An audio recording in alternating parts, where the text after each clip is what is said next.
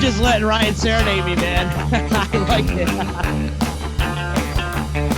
I don't want to talk. Just let it play, brother. Just let it play. What's happening, everybody? It's EC Radio. We are on Universal House Arrest. It's the Universal House Arrest podcast. It's me. How you doing? I hope you're enjoying your day. I hope your houses are clean. Hope you're spending time with your loved ones. You're not choking each other. No one's filing for divorces yet. And we are all getting along because we need you people to all get along because we're all in this shit all together, people.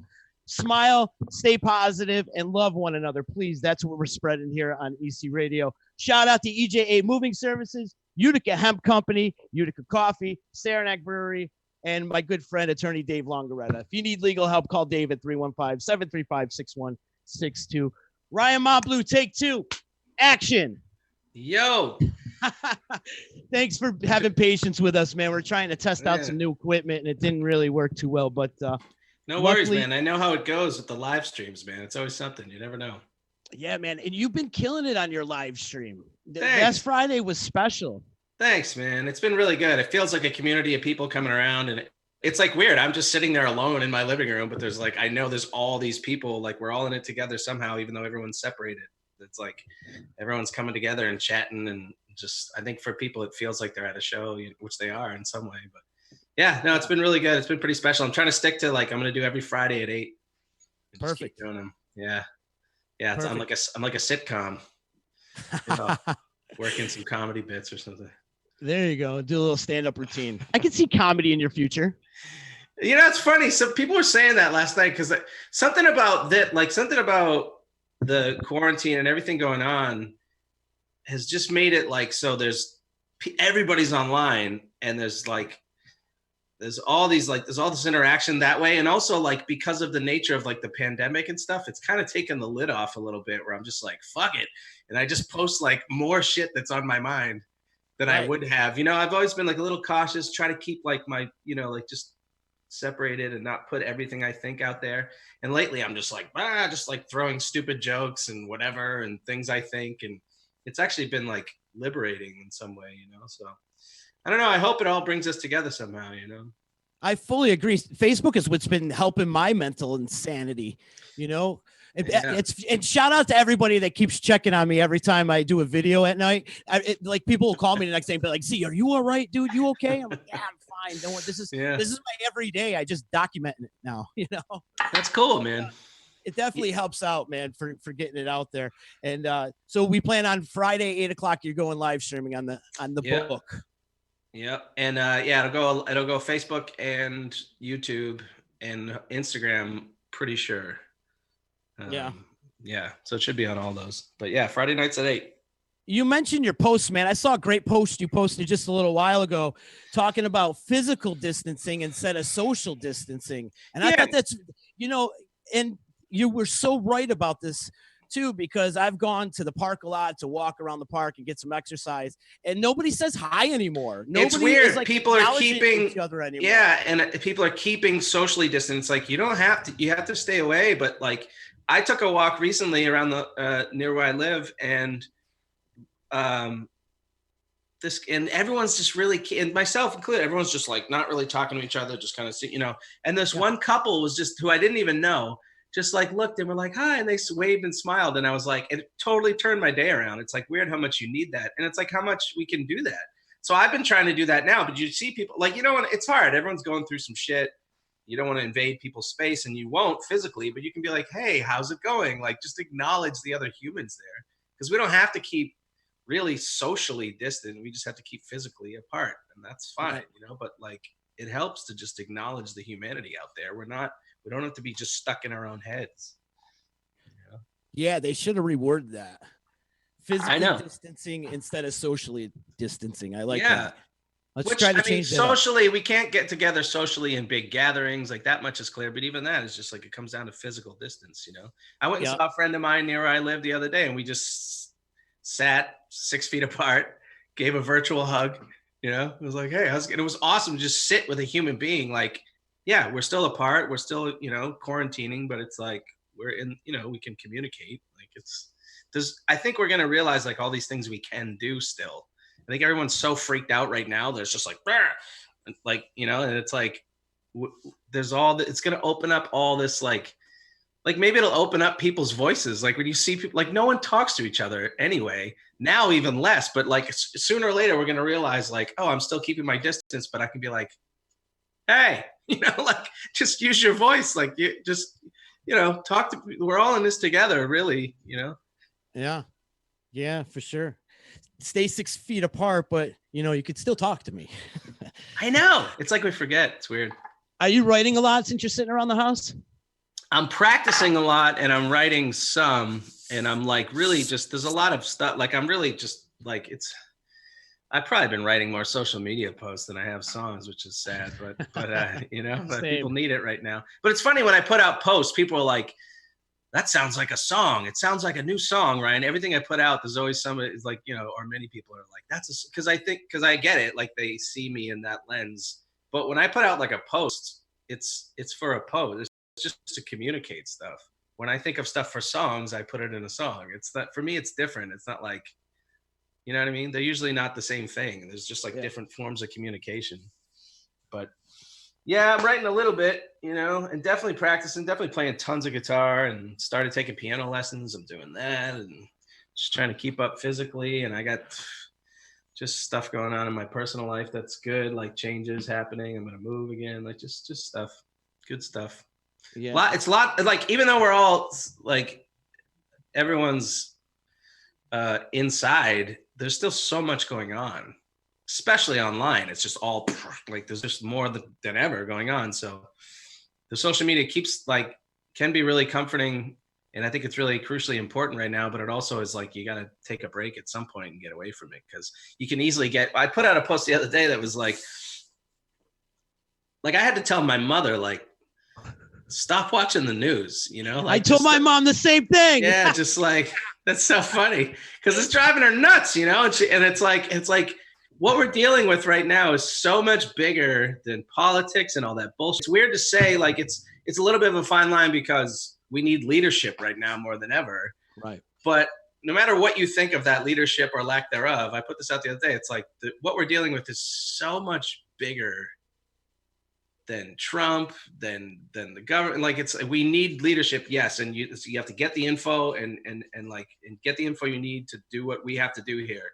But beyond that, it's like, I would recommend tuning shit out. Like, you know, it's just because it's driving me nuts.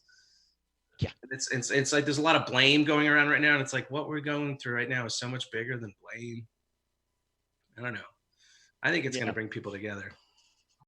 I think so too. There's going to be a lot of events and festivals happening after this is all said and done. Can you imagine how fucking amazing it's going to be where there's a show or a festival the next time? Like, the vibe is going to be like, I mean, I just hope it happens soon. Like, you know, like, just God willing, I hope we can get back to that stuff okay. And you know, but when it does happen, it's going to be like, it's just going to be such a release. It's going to be everyone's going to be so thankful. I'm going to be so thankful for the little things, you know what I mean? I walked by the movie theater that was shut down the other day, you know, and I was like, what I wouldn't give to just go to this movie theater right now and see any of the movies. The worst looking one to me, I wish I could just go in and see the worst movie here right now and get popcorn.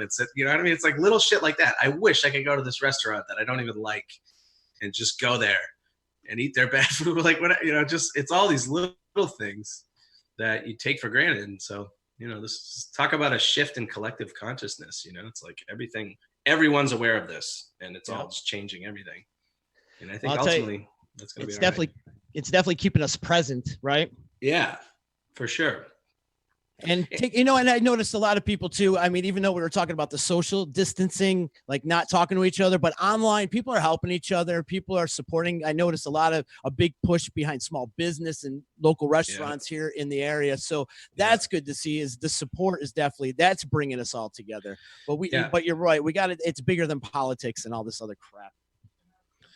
Yeah, and again, it's weird to say because I know that stuff is important and leadership is important, but it's when you start just like looking for who to point the finger at again, like that's just more of what we were doing, and I know that's going to happen, but I don't know. It's just there's something bigger than that, you know. It's weird to talk about too. I'm not like, you know, this is going to be great for our collective consciousness. Like this is bad. People are going to die. Millions of people. Like this is awful. Like, but you know, hopefully it's just a good shift in consciousness that we can all eventually come together. I really believe in the long run, it's going to come together for the positive for humanity on the whole. You know, as awful as it's going to be for lives lost and everything. I don't know. Trying to keep the faith, you know. Keep the faith for sure, but how weird is it going to be for the social distancing thing at festivals? Like, I know. you know, especially on this scene too, like the jam scene, everybody's a hugger. I can't really see the social distancing thing being a thing at the festivals. I know. I think at least, even if it's like lifted, I just think our whole sense of that is going to change, you know. But Right. but I think time, it's going to take a while. But I think over time, it's going to come back to like some equilibrium of like we can hug again, we can do it. But I just think it's going to take a while. It's going to take longer than we want it to. But I do think, I don't know, we need human connection and stuff. Eventually, it's going to come back around. And you know, in the short run, maybe it'll, you know, it'll keep the you know, the one Wookiee guy at the festival you kind of don't want hugging you. Maybe that guy won't. Maybe that's a good thing. You know what I mean?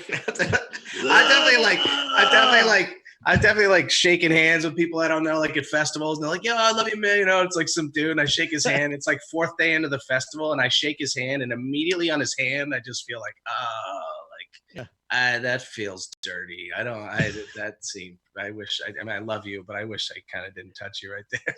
You know, so I don't know. Maybe it'll eliminate that stuff. And then you get a whiff of them, and you're like, "Oh, all right." Yeah, now, for sure. You've been living out here in the woods for 4 days. Like, yeah. See, but now you can tell people 6 feet, please, 6 feet. Oh, yeah. Man, I'm interested to hear what comes out of you though after this quarantine is done. I want a screamer out of you, Montbleau. I want I want just a rager out of you from this. The quarantine freaking metal meltdown out of you. I would like to do that. That'd be good, man. I'm usually I don't know how vocalists who do that like can do a whole set of that shit. Like if I ever do any, like we did Rock and Roll Ain't Noise Pollution, just AC/DC, like a few years, just AC/DC. But you know, trying to scream that shit out even just for one song, I was like toast after that. I could sing a whole night of my own shit, but like I don't know. And that was just AC/DC, not just AC/DC. I mean, he's an amazing vocalist, but I don't know how screamers and fucking metal bands do it. Like I don't know. I don't know how you do that. And people like keep careers and keep doing it, you know, for decades and shit. I don't know. That's crazy, man. That's a talent. Yeah, maybe. All right, maybe my screamer's coming. I have been working on a record, but it was all. I gotta finish it, man. I was working on it. I recorded it at the end of last year, basically, and I don't know. I got a lot of work to do. I got stuff to get out, and I got new stuff to get out too. Bro, if you were to put a fantasy band together, living, if you could piece your own band of living artists right now, who would it be? Man, that's a good one. John Medeski comes to mind. Usually like Medeski, Martin, and Wood comes to mind right away. So any of those guys, but I don't know. Oh man. Who's like Joe Dart from Wolfpack on bass or something? Like there's two. I always get stuck with it. Like I could get into individual players like forever, but when I think of my own band, like I don't know, man. There's a lot of. I got Friedman on bass now. That ain't bad. I'd take him, man. I'd take my guys. You know. There's so many guys. Mikey Caraba from Turquoise on drums. He's a buddy of mine. Oh yeah, Mikey's great. Some of my friends, you know, like people I know, like Reed Mathis is a badass, and you know, Lyle on guitar. You know. Some of the old guys. I don't know, man. There's so many people. There's so many great players. Mike Dillon. Some of the guys I've had, you know. Have you seen what Mike Dillon's doing on social? Like Mike Dillon's like holed up in this weird old like church place, art space in New Orleans with his wife who like runs it. And he just is surrounded by all of his instruments, all the vibraphones, drums, tablas, like all this shit, amps, like all this stuff. And he's just, and like, I think basically like his wife's helping dress him up. He's wearing like a wolf mask and a suit and stuff, and he's just fucking being Mike Dillon, just freaking out around this thing. Like it's pretty special. Seems like a lot of that going on. Yeah. We're about to crack up in good ways. It's funny for Mike, like, as he was saying, this is the first break from the road he's had since like the 90s. Wow. Yeah, you know, like that dude's just a warrior, but he's no making doubt most of it. Yeah. No doubt.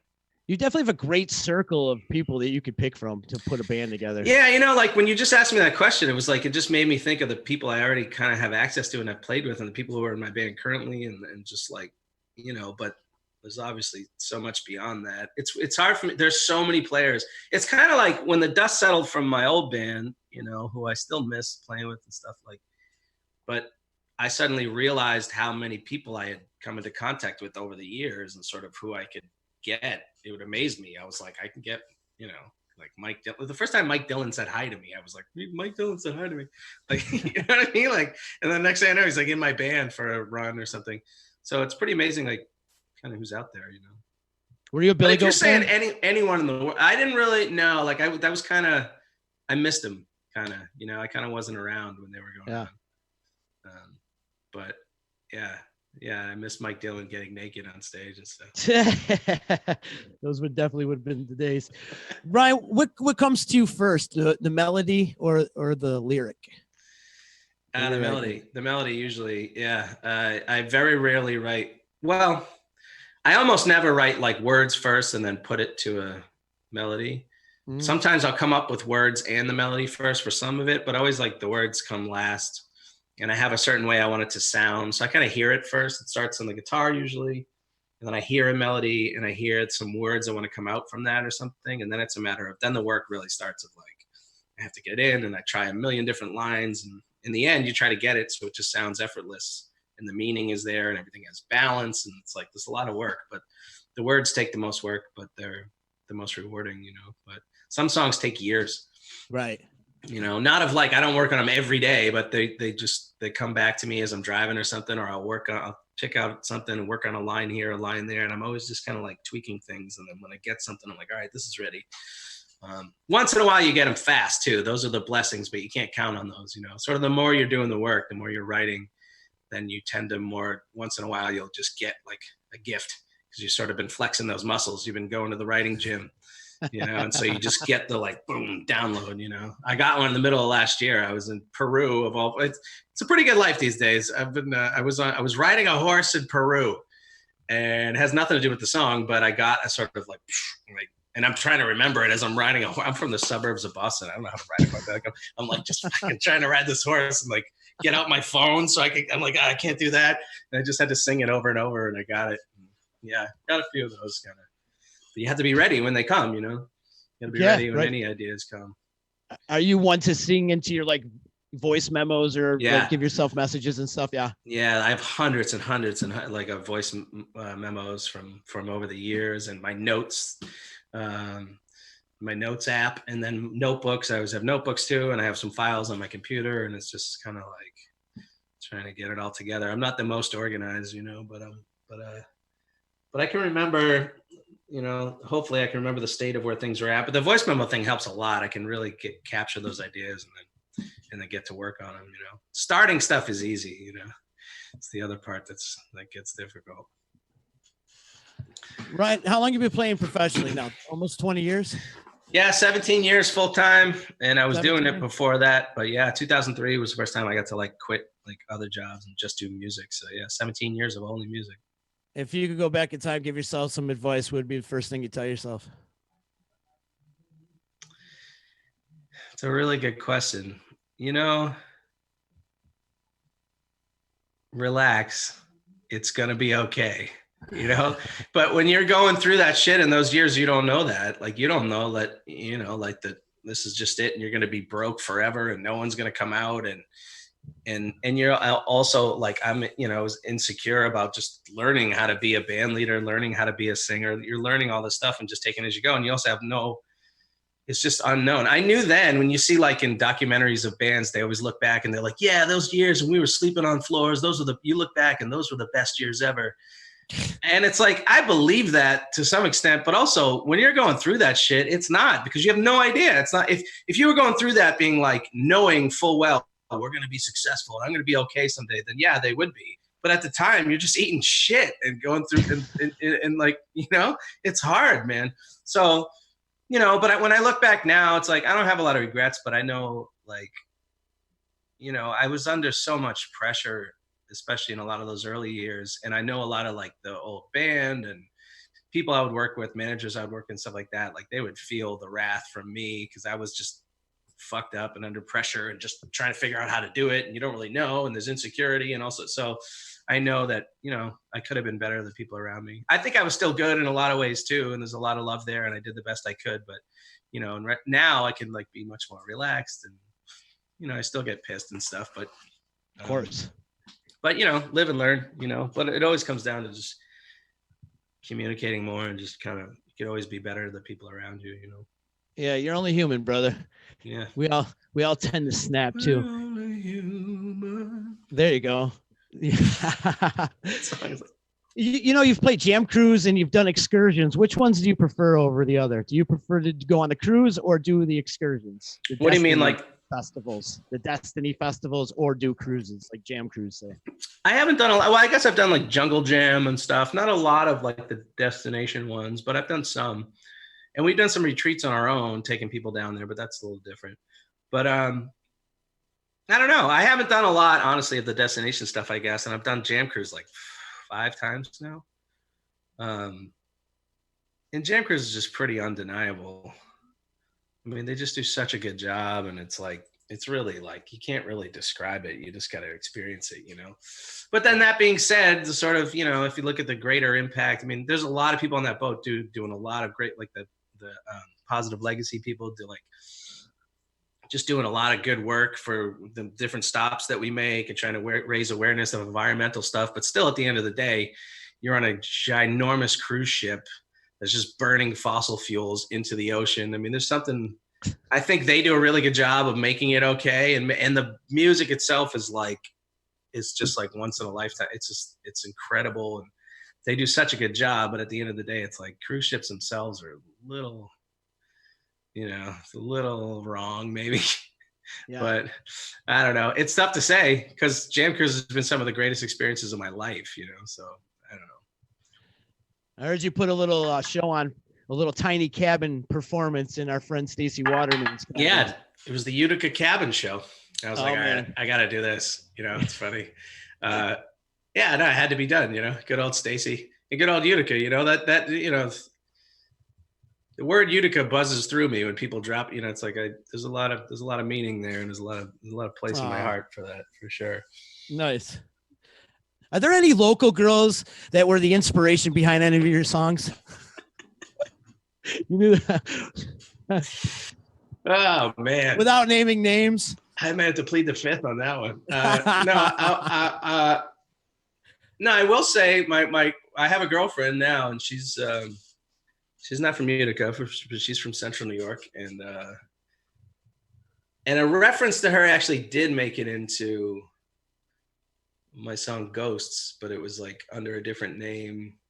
But now she's my girlfriend because it was kind of, you know, over the years I've traveled around, had a lot of kind of like half relationships, arms. It's like, I don't know. It's been a weird road, you know? So yeah, a lot of that in my songs, but I don't know, but not most of the ones probably in the songs are like long-term relationships I've had. And I never had really a long-term relationship with anybody from Utica. You think it's hard to date you? Yeah, in a way. I mean, I think it's hard to date a musician in a way. It's a lot to ask, you know, and like, I haven't, you know, like been stable enough in my own home life. I am finally now. So now I'm finally trying to make it work. And, but it's just been a lot. Yeah. Because I've never been in one place until now for very long, including home. And that's just a lot to ask of someone. I think I do believe I have a great heart and like, I'm really good to the people I'm with and you know, the person I'm with but it's a lot. It's like, you know, touring all the time. And then I would come home and be like, just exhausted and can't even move for a couple of days anyway, because I just came off the road. And then like, I'm there, but then I also need time to like write, and I need alone time. It's just like, it's a lot to ask of someone, Yeah. but it's not, but I know people who do it, it's like, guys are married, guys have kids, guys tour and stuff like that. You can make it work. And that's like the dream now. So it's kind of happening. Yeah. Plus, you're a sociable guy too. I could see like your girlfriends getting upset with you and getting jealous because you do know so many women. And I mean, you're, for lack of a better term, a heartthrob.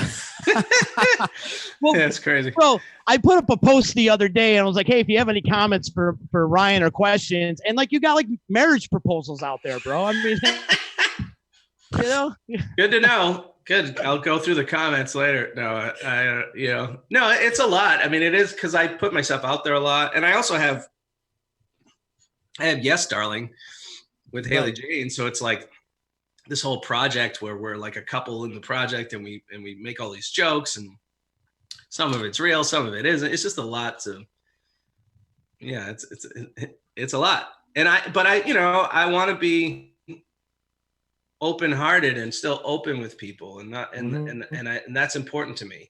And it's also important, for me to be committed and come home and bring it home to my girl, you know what I mean? And but then other than that, I can be open with people socially and just like, spiritually and things like that. And just like, because I need to put stuff out there and help, like, I just feel like that's my mission, is kind of like communicating some kind of togetherness, so I need to be able to do that. So yeah, I mean, I'm still navigating that in my own life. You bring up Yes, Darling. Who comes up with that idea?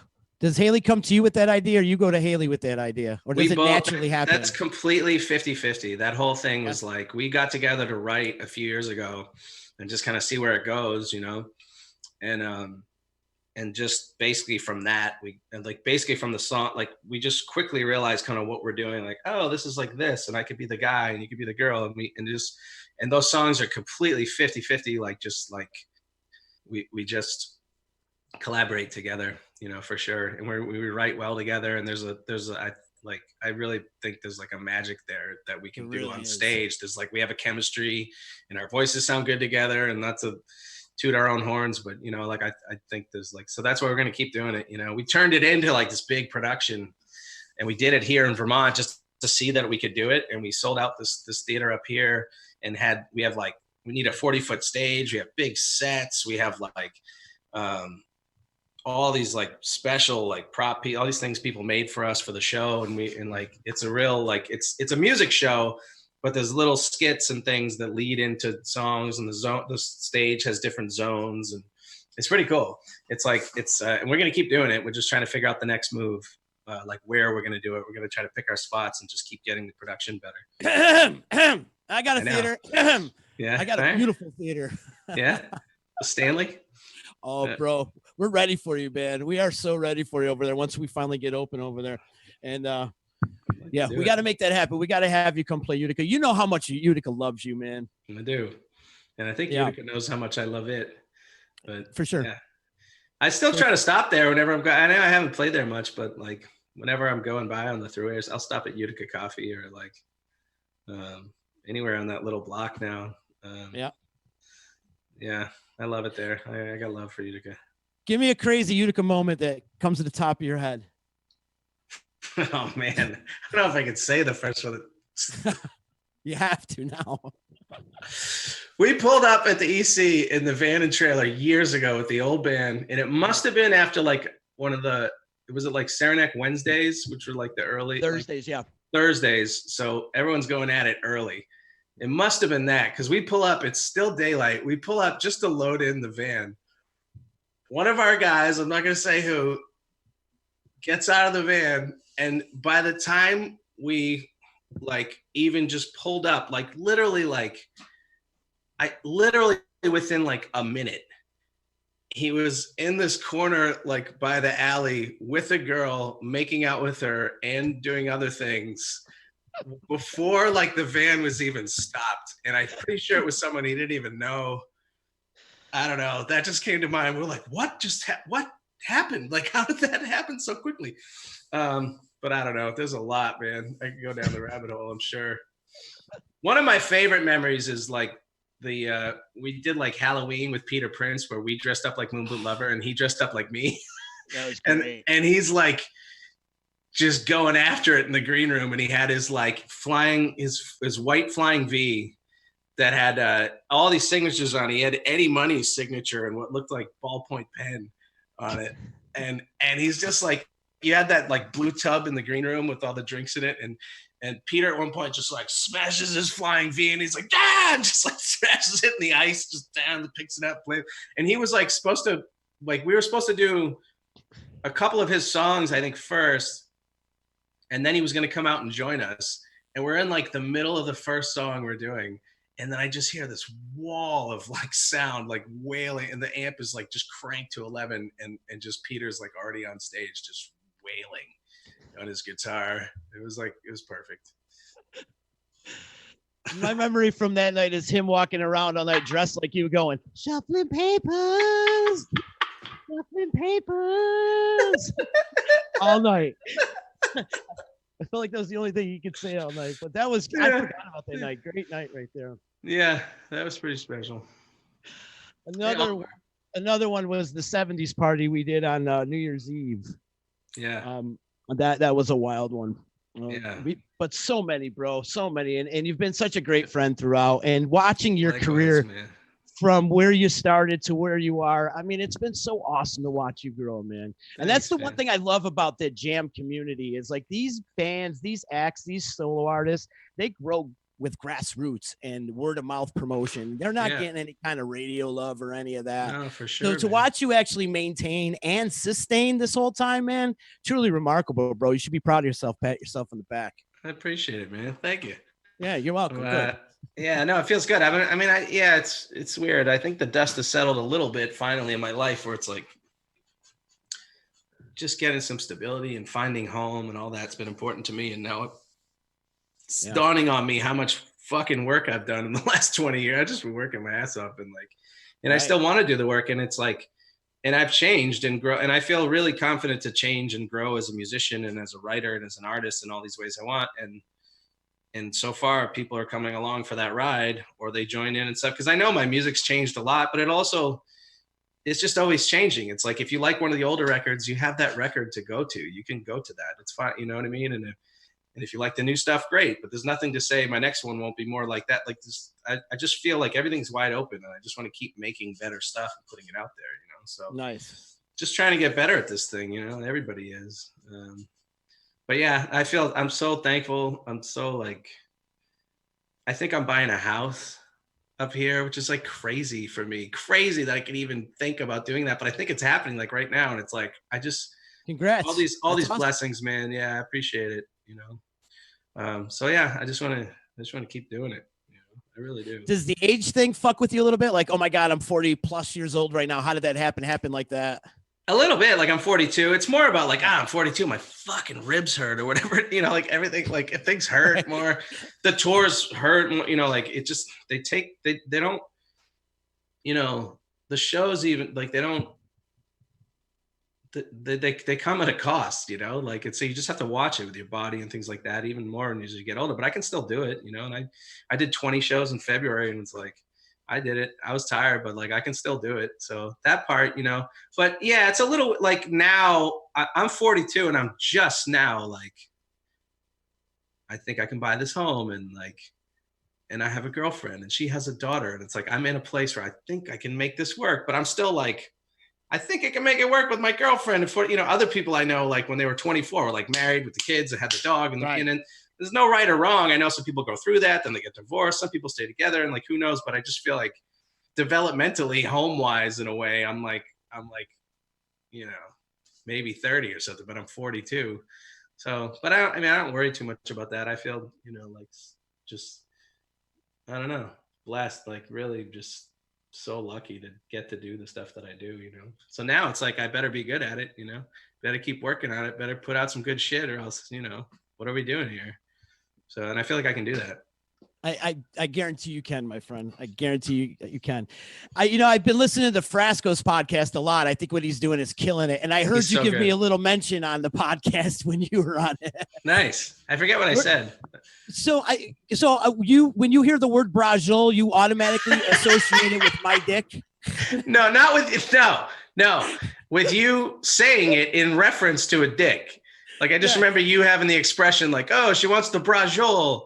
Yeah, and it's it has nothing to do with your dick, which I don't know anything about.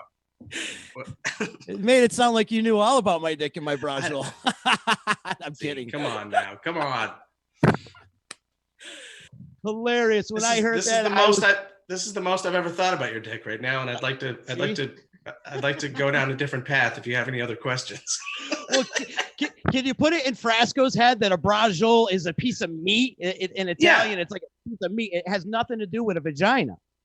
Yeah, I know. No, I thought I explained that to him. I thought it was just like, no, the meat, like, I don't know where that, I'd have to listen to the podcast again, but he didn't seem to get it, right?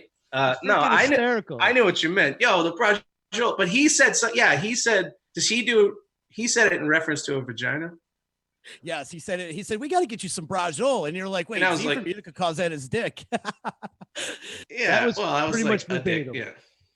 That was almost verbatim because I didn't say your dick specifically. Anyway, yeah. But Frasco's the man. Frasco is doing some really awesome shit. I love what he's doing. His podcast is great. He really cares. He's a really loving dude. And I don't see how his live show is sustainable forever, but he fucking kills it. I don't know how he does it. I don't know how, but it's amazing. And like, I don't know. He's got some killer songs now too. I don't know if he's put out his record yet, but I had to learn a couple of his. I did a gig with him in Boston. I backed him up. He hired me as his sideman, and it was just me and him, and we opened for the comedian Gary Gulman, because Frasco did the music for his HBO special. And that comedian happens to be from my hometown. It was all this connection. And we played this big theater in Boston, two shows. And I was just Frasco's guitar player for it. We played a little 15-minute set. But so I had to learn some of his like new songs. And they're like these killer tracks, which I think is great because I'd like to see him have his music out there in these other ways in addition to his fucking crazy live show, which is like just an unbelievable party, because I just worry he's going to hurt himself, man. Or like, I don't know how he sustains it, but he does. He's a freaking warrior. But I love that dude. The dude's a force, man. He is. He's a force, and he's killing it out there. And I'd love to get him on this podcast. Maybe one of these days we'll make it happen. But I want to check a couple questions here. We do got some people. If you are watching on Facebook, if you could do me a favor and click the share button, help spread the word of EC Radio and the D, and then the social distancing podcasting that we're doing here on the D. We're away from the studio, doing it from our home, and it's been cool. Shout out to Todd Williams too, man. Todd's at home taking care of everything down at the studio.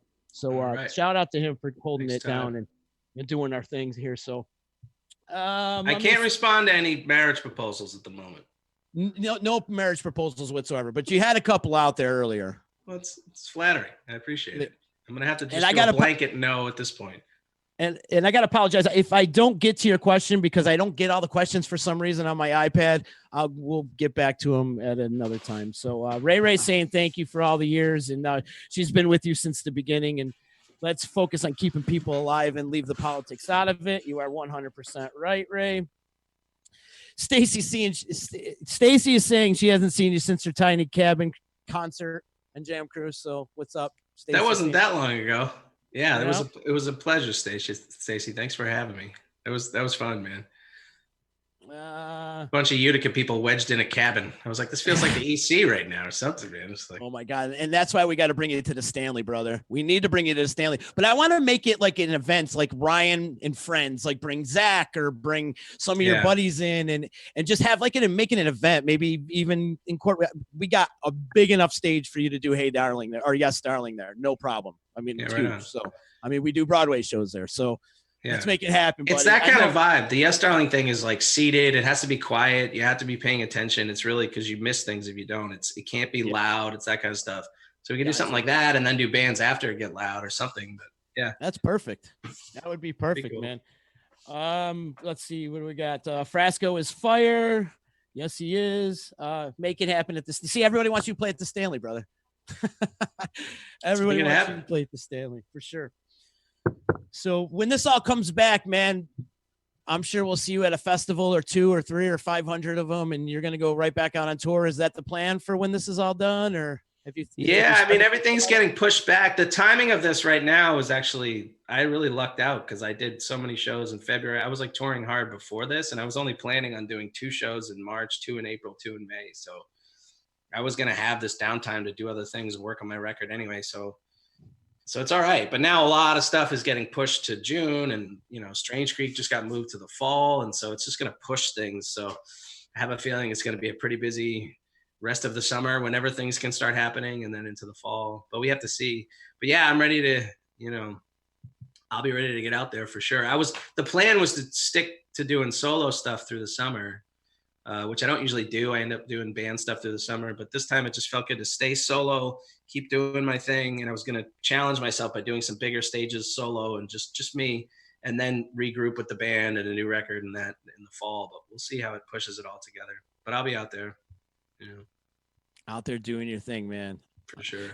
Ray wants to know if there's ever a chance to hear Substitute Blues again. I don't really, in total honesty, I don't even know how to play it anymore. I mean, I guess I could learn it, but I haven't. That's one, for whatever reason, I just decided years ago, like, and I have rarely ever done, it might be the only time I've done it with a song, but I was like, yeah, I don't play that anymore. Because to me, I put that out in 03. That was the beginning of this. That was 17 years ago. And part of the song for me was the whole introduction of like, hey, I subbed today. It sucked. Like, I'm playing this gig now. It was like, it just fit in.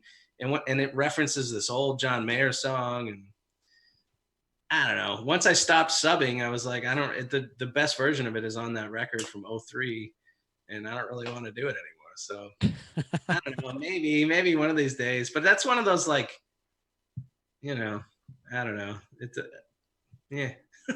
It's kind of not where you are right now. It's not. It hasn't been where I am in so long. So it's right. Like, you know, I think I did it at like one of the final old band shows just to, like, you know, because somebody asked for it. So we tried to do it. It was just to have that special moment of honoring that whole era. But like, literally, I haven't done it in years. So I don't know. Maybe if I hear it sometime or something and it inspires me, maybe I'll do it. But it's not looking good. I give it a 32% chance. 32. I like it. 32% chance. Hey, bro, I'm glad you could hang out with me today. It was so great to catch up with you. The last time we got to sit down was at Modown. It was like 2 a.m. And I never released that footage because it's an embarrassment to me. I remember Haley sat down and then she just left. She was like, yeah, I'm out of here. I remember the last thing she told me. And actually, I had Haley on the show a couple weeks ago because we did a thing with them and Haley in the Water when they're doing that Fleetwood Mac thing out there. And I had those guys in the studio and I apologized to her. And she's like, dude, I don't even remember any of that. And I go, good, because the last thing you told me is how much you loved creepy guys. And you just like got up and left. It was such a weird. I remember being pissed. I was like, where are you going? Like, I'm sitting, you know, whatever. I creeped her out. She'll get over it. She didn't remember it. She didn't remember it. But yeah, that got a little crazy. And I watched that footage afterwards and watching, I'm like, I can't put this out. I'd embarrass myself so bad. You were great. You were hysterical, actually. You were on your normal sarcastic self, Montbleau. Oh, good. Yeah. Oh, good. Glad I could help. Yeah, I mean, you know, Modown 2 a.m. There's only so many ways that could go. Yes, so many ways. Oh, man. Lots of love to you, Ryan. Thank you so much for hanging out with me today. Keep in touch. If you need, I love you too, brother. If you need anything, please holler. I'm sure I'll see you out on the road and doing your thing. Yeah, I'll be out there.